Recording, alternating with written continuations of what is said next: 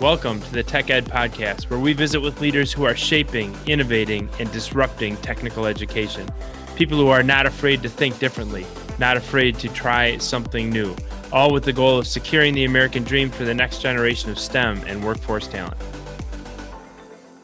I am Matt Kirkner, your host at the Tech Ed Podcast, where we pride ourselves in lending a voice to industrial employers who are influencing tech ed. We offer a platform to executive leaders in technical and STEM education.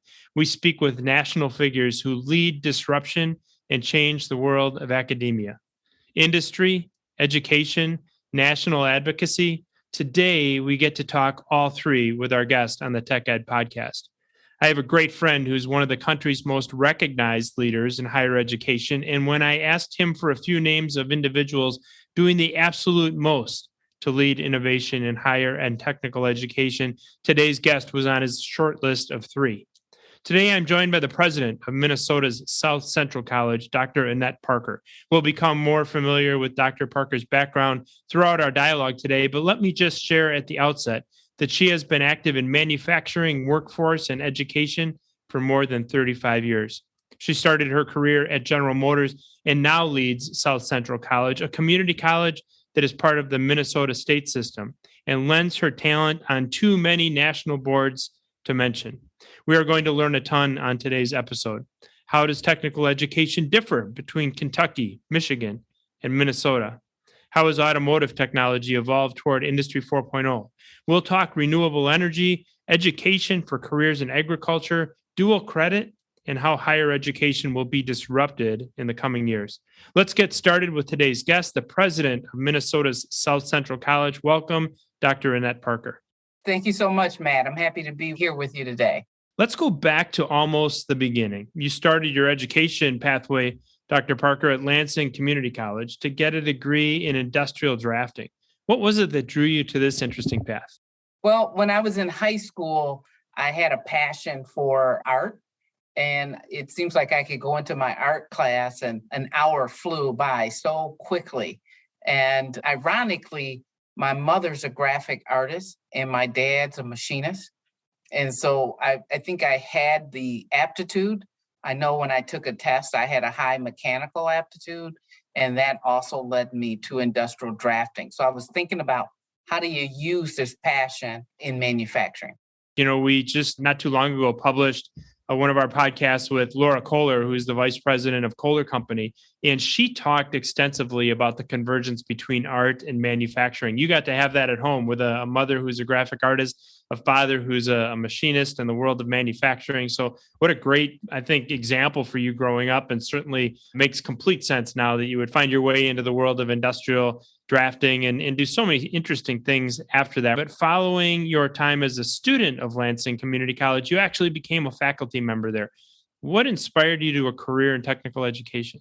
Well, I kind of fell into it. I don't know how often you hear this. Things were taking a downturn at General Motors, it appeared. Most people know me know that my husband and I kind of re-met there, even though we grew up together and our moms grew up together at General Motors. And we, started dating, got married, started having kids, and things were changing at General Motors. And so it was a family decision that somebody needed to go back to school, and that was me. My husband stayed there and was fortunate enough to retire from General Motors. So he took an early retirement from GM when we moved to Kentucky. As a student, I was just really learning motivated, I would say. And I worked hard. I was a 4-point student, and I was down in the machine shop one day, and they asked me if I wanted a job tutoring students, and I said yes. And I went upstairs. I had a meeting upstairs to get my degree audit signed. Following that, and I was asked, did I want a job in the CAD labs? And I said yes. So I took both of those jobs. It led me to being a student employee, then a lab tech, and a love and passion for teaching after that. And so initially I was thinking engineering, but just helping students learn and being a part of that really inspired me to want to be an educator. You've had such a unique journey through your educational pathway, your professional pathway, and now in your positions of leadership, I think any advice you would have for young people would be incredibly valuable given that interesting path. What advice would you give to young aspiring students as they consider their career pathways? I would give them two pieces of advice. And that's always to recognize that you may think that people are not paying attention to you when they are. I mentioned earlier that I was offered two jobs at the college in one day, on the same day, but people were watching me and observing me. They watched how I helped other students and how I worked with my peers. And so always be cognizant that people are watching you and leaders are found that way. Second, when you're given those opportunities, take advantage of them. Don't, I said yes. I got two jobs in one day and I said yes to both of them. And it changed my career. It changed my career trajectory. Now, you've said yes, not just to many career opportunities, but in your career to three different states. So we talked about your time at Lansing Community College in the state of Michigan. You spent time as the system director for the Kentucky Community Technical College system, and you now serve as president of South Central College in Minnesota. I think those experiences probably give you a unique perspective in terms of comparing how technical education differs in different regions of the country. How would you say tech ed is different between the state of Michigan, the state of Kentucky, and the state of Minnesota? First of all, I moved up from a faculty member. I taught my first 12 years. And then as General Motors was beginning to close down the facilities in Lansing, our governor went after a Keep GM initiative as GM was looking to build two new plants somewhere in North America. And he told them that if they built it in Michigan, that he would build a new technical campus at Lansing Community College to support the launch of those plants. That's when I was again asked the yes question, would I go into administration and lead the college into that work? So what I did there was, it was an MTech, a Michigan Technical Education Center, where all the curriculum was supposed to be modularized, competency-based, open entry, open exit to serve employers. And I did that and built some major partnerships, about $50 million worth of donations in that building. We actually did the launch for a GM plant, and Toyota and the Kentucky system were interested in two things. The system as a whole was interested in how we would develop competency-based curriculum that was modularized. Kentucky Toyota was interested in how we supported those two General Motors plants. And they were looking to see how can we make sure that we have a skilled workforce in the automotive sector. And so I went to Kentucky after several visits from the Kentucky system and Toyota to build a vision. And actually was awarded a National Center of Excellence for automotive manufacturing in Kentucky. So I had really two jobs there, to lead the National Center of Excellence in advanced automotive manufacturing, but also to help support the technical programs in Kentucky. And to do what? The same thing I did in Michigan, only with some additional tools because technology was advancing. And so some of the things that we couldn't do that early on in Michigan with the technology, we were able to accomplish in Kentucky for the entire system. And that work then led to interest from Minnesota. And so we're still advancing some of those same things that we hear all the time across our sector. Industry recognized credentials, right? Stackable credentials, apprenticeships, internships, partnership with employers. And so I think those things are seamless. And it's been important for me to help my college, as we talk about it, to understand we're not unique. The things that we're doing are the right things for employers and for our states, for our nation. And we can continue to learn from our history, from our colleagues, and advance the work that we do in career and technical education. So maybe these states more similar in some ways than they are different, it sounds like, from your answer to that last question. Is that fair to say? I would say so. I think that there's some difference in sectors. So if there's one thing I learned about Minnesota that I didn't know about, or a sector, is agriculture. And you know that, having spent time here in Minnesota, right? For sure. I have much time. Yeah, but very similar things. And so what we learned, for example, is our mechatronics program has practical application in agriculture. Interesting. Very, very interesting. So lots of similarities, a handful of differences. You touched on a lot of best practices. You used the term modular education, competency based. You talked about the importance of industry recognized credentials, apprenticeships, industry partnerships, obviously a common thread throughout your entire career, building those public private sector partnerships. With your experience in all of these states and looking at some of the commonalities, what are the keys to success that you think you've seen firsthand that educators across the United States could learn from and implement in their own regions? I think what has happened in every state that's been key to my success is public private partnership. And what is key to public private partnership is creating a shared vision. And so you have to understand what everyone's interest is and how we bring those win-win situations together in ways that transform and accelerate what we all want to do. And so I wasn't able to do this on my own. It's through partnerships. And probably the best lessons I ever learned was spending 6 years advancing the National Center of Excellence in Kentucky with Toyota and their culture of the team and how they helped me be successful and how you use those skills to advance your work in other places. And so that's advanced the partnerships here in Minnesota. Everyone brings something to the table that you need to listen to. You need to make sure that your vision is inclusive of everybody's goals and objectives.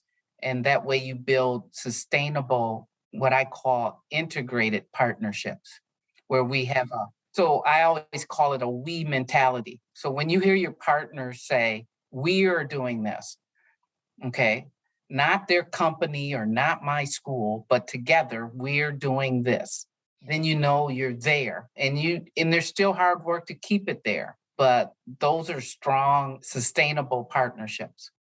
I like the use of the word we. Certainly, when we talk about shared vision, that's what shared vision is all about, right? Looking at things the same way. I too spent quite a bit of time working with Toyota, both as a supplier and a student of the Toyota production system, and understanding the value of culture, of waste elimination, of efficiency in manufacturing. Absolutely fascinating world to live in, as is the world of automotive in general. As we talk a bit about emerging technology, we haven't touched on directly just yet your time as executive director at the Automotive Manufacturing Technical Education Collaborative, also known as AMTech. How do you see automotive technology beginning to evolve, given all this experience you had in that sector, as we move toward an Industry 4.0 world? Well, I see it evolving slowly, and I'm going to put it this way. Some people might say slowly, really, but let me explain. When I was at General Motors, and I was just sharing this yesterday at a keynote, I remember something called the hood welder. And the hood welder was in one of the buildings at my plant where they would spot weld on the inside of the hood, the webs. Like if you open your car hood and you see all that webby stuff in there, that's all spot welded on. And when I hired into General Motors, there were probably 30 people on the hood welder. Well, by the time I left, it was automated and maybe 5. And it took some very dangerous work out of the way. You're dealing with sheet metal, you're dealing with a lot of automation. It increased productivity. It took away some of the dangerous aspects of that work.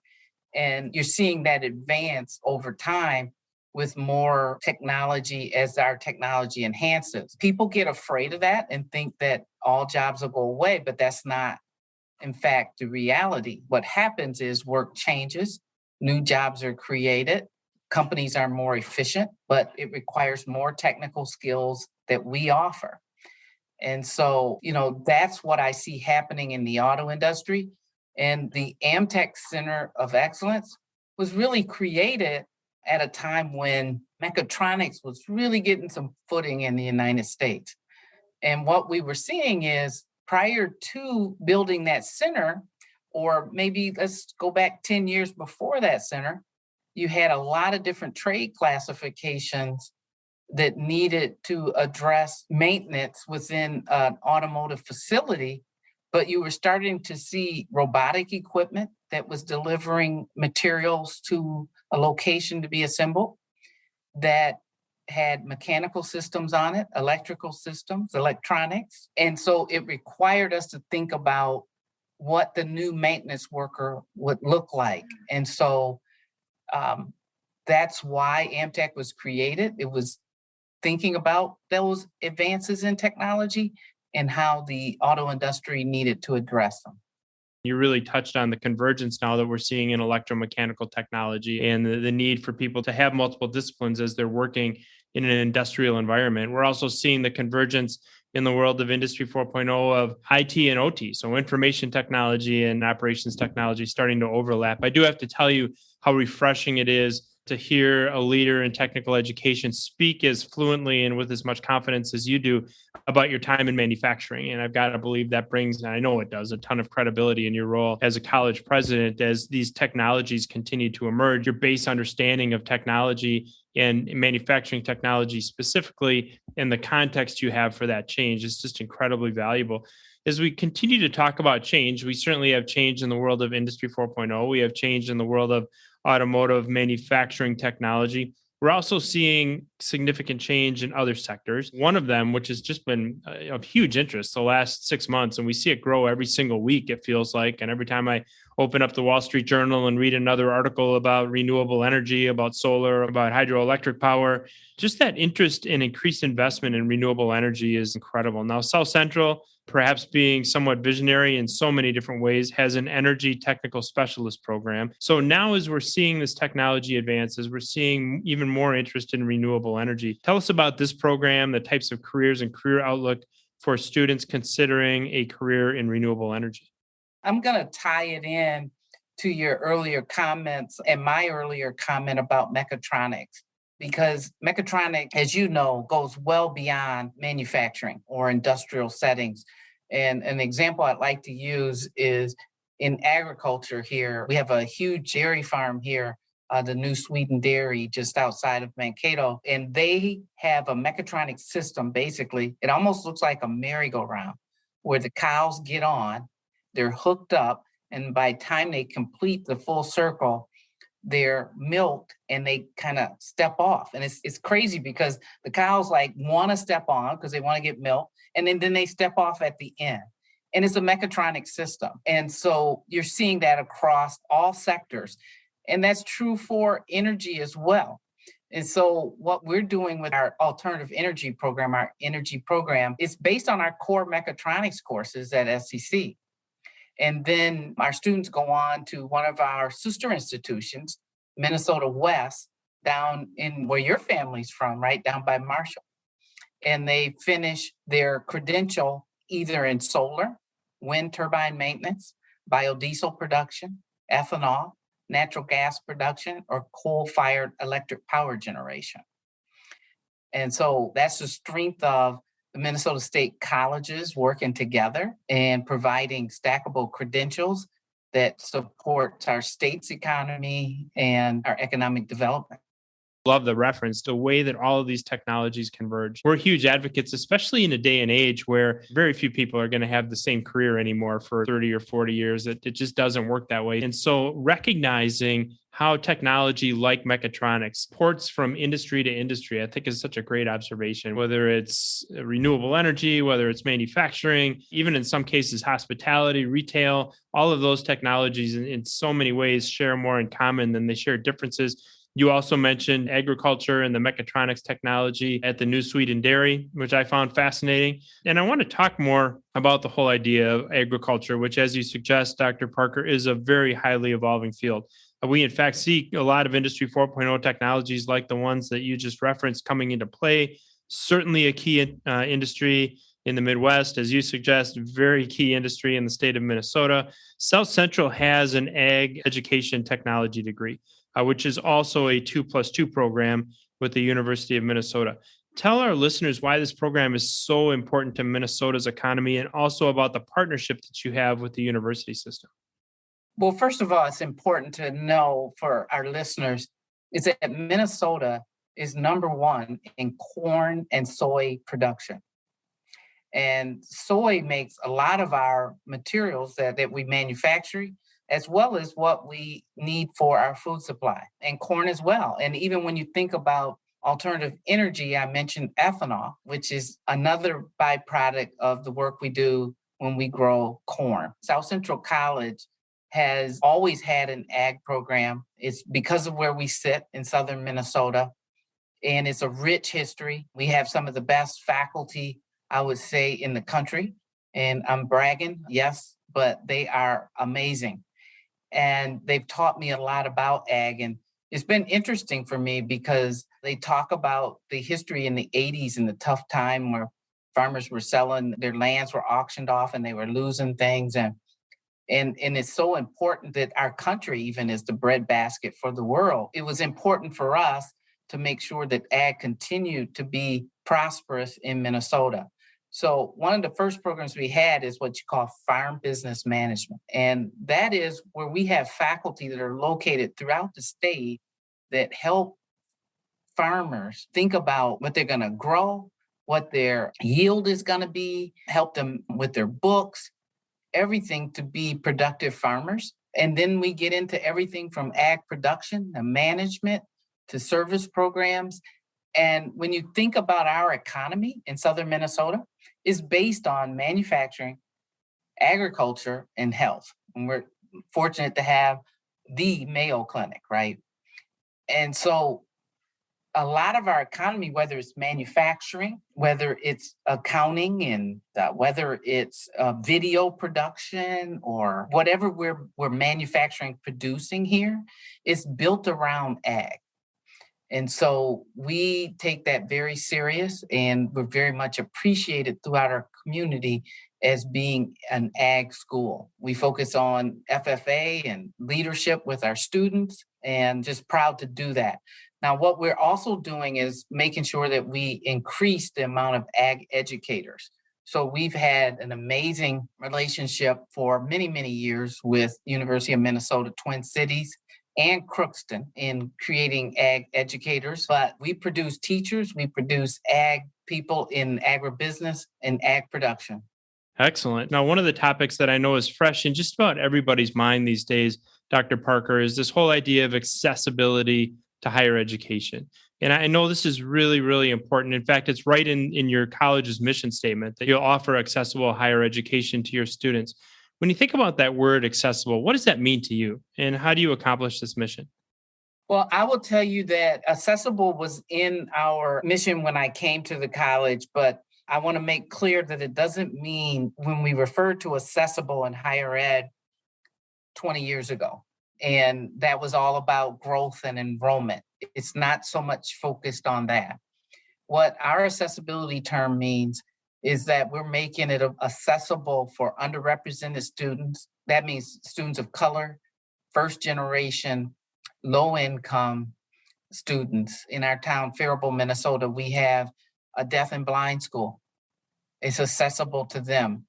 And we built that right into our plan so that we're making sure that the work that we do makes it our facilities, our educational experiences accessible to that population. We also just started a uniquely able program. Students that are mildly on the spectrum, the research has shown that they can be successful in manufacturing machine tool programs. And so that's how we think about accessible at South Central College. And to tie that all together, we are an Achieving the Dream school. So we focus on these students' success based on a culture of evidence. So accessibility, not about growth and enrollment. It's about underrepresented students, underrepresented populations. You mentioned deaf and blind. You mentioned uniquely abled students. You're Achieving the Dream program. All of these things around creating more accessibility to those individuals and communities that are in such dire need of that accessibility. So certainly credit for that. And I'd also be interested in understanding your views on what higher education needs to do a better job of to make education more accessible for adult and non-traditional learners. I can remember a time when at Lansing Community College, I think I was the first female student, the first student of color in a manufacturing related program. And when I went on to be what we call a dean here, it was a department chair in Lansing, that I talked to the faculty about schedules and understanding that our students, they're adults, they have families, they have lives. And, I would give an example, one that sticks out to me about, even as we're scheduling the fall semester, are we going to make sure that our moms, our students that are moms, are able to be home for Halloween? Okay. And so, how are you thinking about their lives so that we can make this something that they can actually achieve? And so, as you schedule with adult students, you've got to remember most of our adult students are parents, they have a job, and they're trying to get a degree and advance their career. And so, how do we think about that in all that we do to make sure that they can achieve their dreams? It's interesting. We often cite a study that was done by Pearson, the textbook company, a couple of years ago, on why adult learners don't take advantage of tuition reimbursement programs that are offered by their employers. And the number one reason, and it really is pretty obvious when you think about it, is that it's hard to take time off of work to work on your education. You think about a parent, you think about a father or a mother who's working full time, who's raising a family, has commitments on the weekends, wants to be there for their children, and at the same time wants to advance themselves. And it really is a difficult puzzle. It's amazing, frankly, that anybody's able to navigate that. So what a great way to think about it. I like the how do we make sure that a mother is home for Halloween? It's a perfect way of looking at it. And frankly, certainly, 10, 20 years ago, probably weren't looking at it that way. And it's good to hear that we're making credit toward that goal. We'll never be there, but that we're making some progress. I want to turn our attention now, Dr. Parker, to your recent testimony before Congress on the growing jobs through infrastructure investment. What do you think we need to do on a national level to promote public-private partnerships? We've talked about these a bit already, but how do we promote them for the benefit of our students? Well, I think that we have to tell our story and we have to tell employers. And I think employers are becoming more and more aware as we work with our employers in our community. We have to be visible with them, we have to be seen as their partner. And through that, employers begin to understand what are the skills that they need to fill a job and not or what are the educational requirements. Okay. And that builds strong partnerships with community colleges, I believe. And it provides an opportunity to have apprenticeships to really work on your curriculum and make sure that you're looking at the skills that our students are going to need for the future, both technical and personal skills, and how they become lifelong learners and see themselves as committing not just from a workforce perspective, but how are they giving back to the communities that they reside. And so that's how we really have to think about how we develop strong communities and support public-private partnerships. That's the win for all. That's the win with your local, regional, state, and national legislators, right? We all want that, and it's something we all agree on. But as we look towards the future, and I think it's just common knowledge now to anybody that would listen to this podcast that we have a skills gap.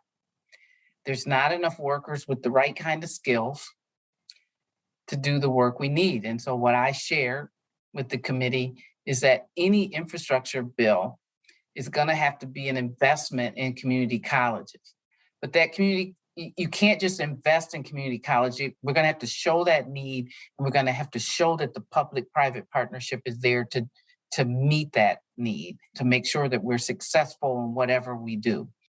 What a great group of nuggets we had in that last answer. Talking, first of all, listening to a president of a well-respected college talking about the importance of competencies and skills, in some cases over the degree itself, speaks also to the huge value of stackable credentials, third-party credentials. And as somebody who is, as you know, Dr. Parker, I ran manufacturing companies here in the Midwest for 20 some years before moving over to the education side of what I do today. And that's exactly right. It's all about what does somebody know? What can they do? And so hearing you talk about the competencies and the skills and the incredible importance of that, also the huge role that our nation's community colleges have in filling the right positions. And you're right, it's not just investing in community colleges, but it's investing in a pathway toward public-private partnerships, a pathway toward filling the jobs that are open. And that's how we create the future and secure the American dream for the next generation of STEM and manufacturing talent. So just a beautiful answer. And on this topic of multiple pathways to a career, multiple routes that we can take to get to an end goal, I was really impressed to see a young lady by the name of Abby Tarrant recently earned her college degree from South Central College before graduating from high school. What can you tell us about Abby, and how do we encourage more high school students to consider and earn dual credit during their educational path? Abby has just been a great student. We have several students every year, especially at our Faribault campus, because we're right next to the high school. We share a parking lot and the students can easily come back and forth. And the students recognize that they can get a head start as they think about the cost of a college degree. So in the state of Minnesota, they can do PSEO, which the state pays their tuition for them to do their community college education. And so we have students like Abby every year that will spend all of their day at the college taking all of their general education requirements and be ready to graduate, actually, because we have our commencement in May and high school's not done until June. They generally come to our commencement in May. I have another gentleman in town, a doctor in town, that all three of his kids have done that. And then they have their bachelor's degree before they're 20. And it's just outstanding. And this dad, I don't want to give everybody ideas. He tells them that all the money they saved on the first 2 years, if they complete their bachelor's degree, he gives it to them. And so how cool is it to be done with your bachelor's degree at 20?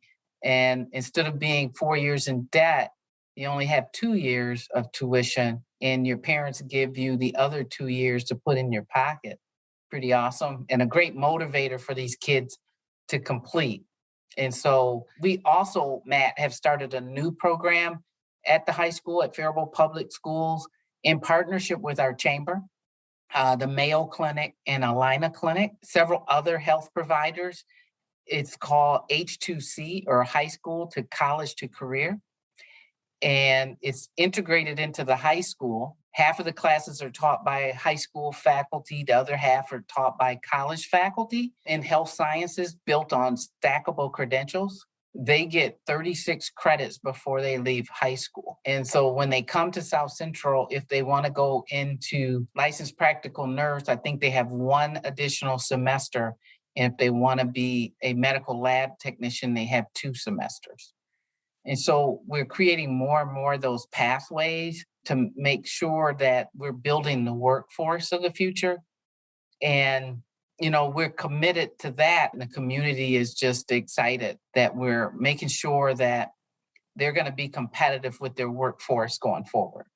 It's a great way to think about it. And there again, some really fascinating observations in that last discussion. You think about a student literally, as you suggest, earning their college degree before they graduate from high school. Just a great, great example of how we're continuing to change, continuing to innovate, continuing to disrupt education, and being willing to say the model that worked for the last 50 or 100 years isn't the model that necessarily works today or is going to work for the next 50 years or even the next 10 years. And so to that point, Dr. Parker, and as we close out our time, higher education is pivoting in all different kinds of ways. And I think in many ways, this is accelerated by the pandemic. I have a good friend in the form of the provost at the University of Wisconsin-Milwaukee who told me recently that he thinks we stuffed about 10 years of innovation into the first 1 or 2 months of the pandemic, as education had to look at how do we find a way to continue to educate students using technology and thinking about what we do in wholly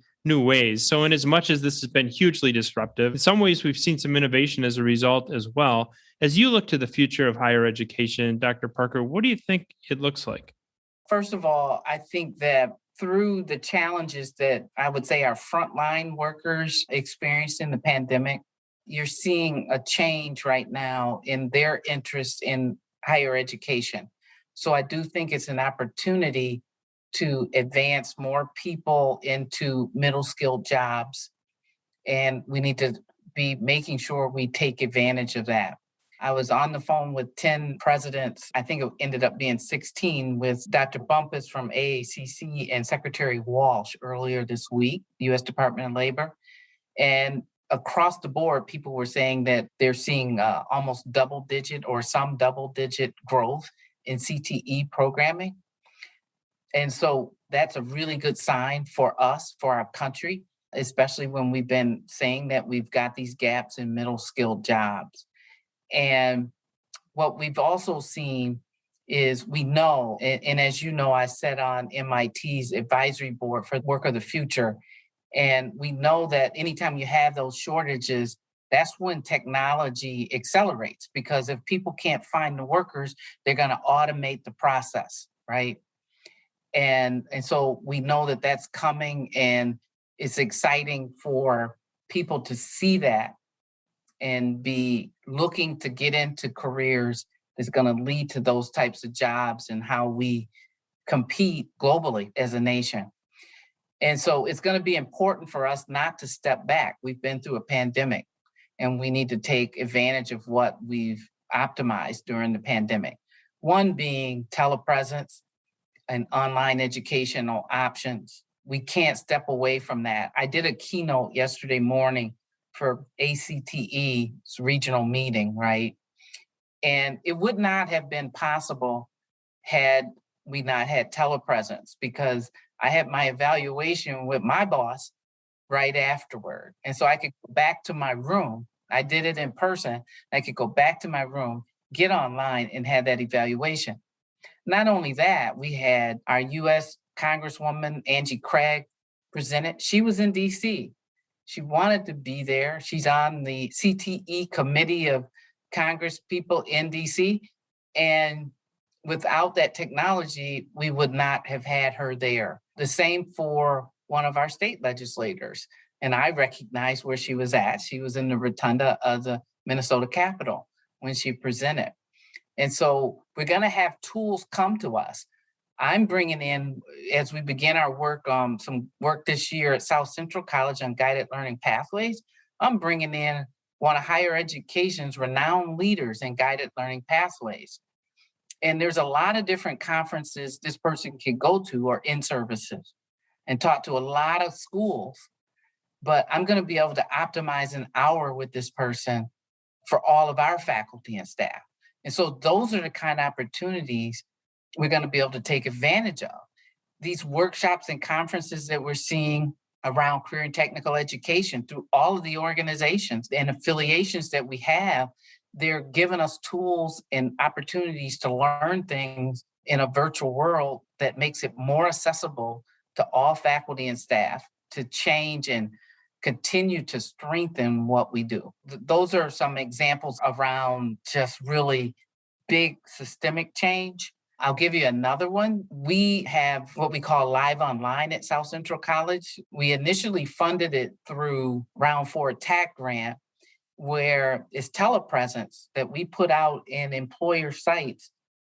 And we could have 2 employees in one plant in northern Minnesota, 2 in the metro, and 2 in southern Minnesota, that they can all go into a break room, go into training via telepresence, and go back to the workplace. Okay, during the pandemic, that accelerated, and we now have 18 Minnesota State colleges and universities all using that together. And instead of having 18 different classes with 18 different teachers, it's one teacher teaching this subject for all 18 colleges and universities. And so you can see that there's all kinds of ways to step up the rigor and the excellence in that work. But then lastly, I think for CTE, we've learned about tools. I came up at a time where when I was doing machine tool, it was the end of tapes, right? Where the CNC machine, you had to feed in the tape, right? And now that's more automated. And so we always felt like you had to have hands on. But the technology is saying we don't have to do that, right? In the machining, they would say you got to turn that dial and feel it, right? You got to feel the teeth going into the metal, right? Well, there's other ways with technology now that we can begin to teach some of those tools that also gives us an edge, a competitive edge as a nation. And when I talk about competitive edge, I'm talking about America's competitiveness.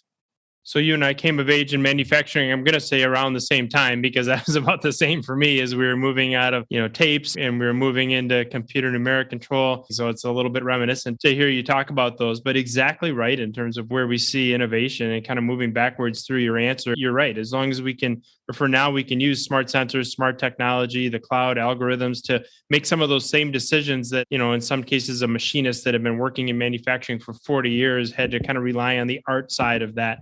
And so without question, and probably makes the jobs in some ways a little bit more interesting. We can certainly accelerate people through those jobs more quickly. And then this whole idea of telepresence, I like that word, and using it both in terms of how you deliver, the traditional learning and lectures and maybe moving into e-learning for your students, but also spreading that across the entire state, being able to leverage one instructor for multiple students, whether those are learners within a manufacturing environment, whether those are learners who are in an educational environment, or maybe sometimes both at the same time. So tremendous innovation over the last year or so, and we're just going to see that continue. And I'm going to end with the beginning that you offered to that last question, which are the words, don't step back. And it's clear from our conversation today that Dr. Annette Parker, president of South Central College in the state of Minnesota, is somebody who has never stepped back and will not step back and will continue to push her organization and technical education forward. Dr. Parker, what a great conversation we've had today. Thank you so much for joining us. I enjoyed it and loved learning more about your experience as well. I will look forward to that discussion. Thanks so much again.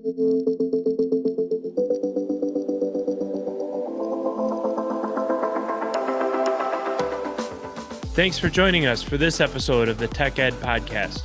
If you haven't already, subscribe, leave a review, and if you like this episode, share it with a friend. New episodes launch every Tuesday, so listen in next week.